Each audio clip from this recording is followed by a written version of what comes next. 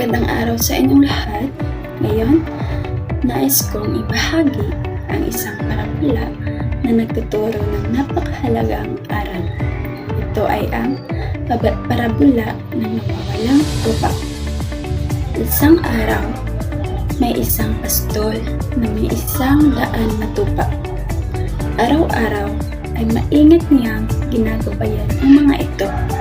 Tinitiyak na sila ay ligtas, masaya at busog.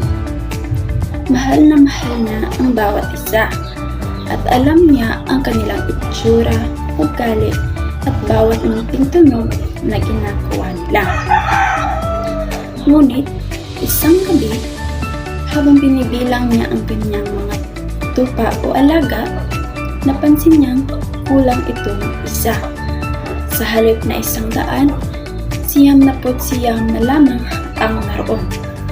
Nawala ang isang maliit na tupa, ang pinakamasiyahin at pinakamalikot sa lahat.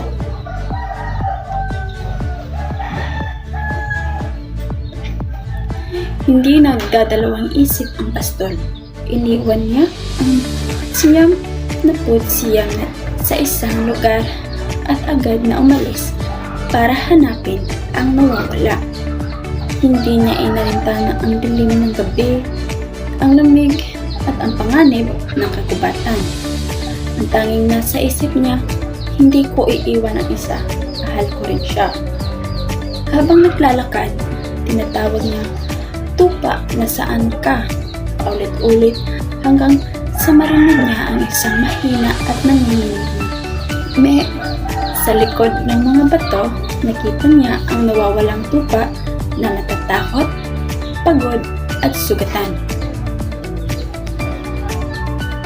Lumuhod ang pastol, maingat na binuhat ang tupa at buong puso niyakap ito. "Halika," sabi niya, "ligtas ka na."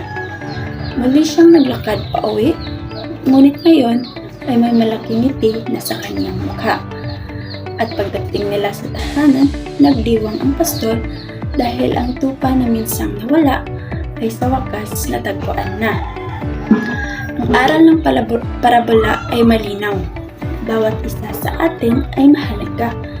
Kahit paminsan ay maligaw tayo, magkamali, o maramdaman na parang wala tayong halaga, may isang Diyos na laging hanap-hanapin tayo. Akayin tayo pabalik at yakapin tayo ng may pagmamahal at pagpapatawad.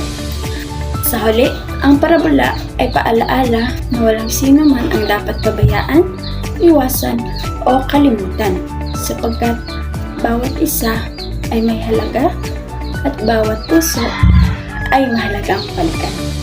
Yan lang po. Maraming salamat.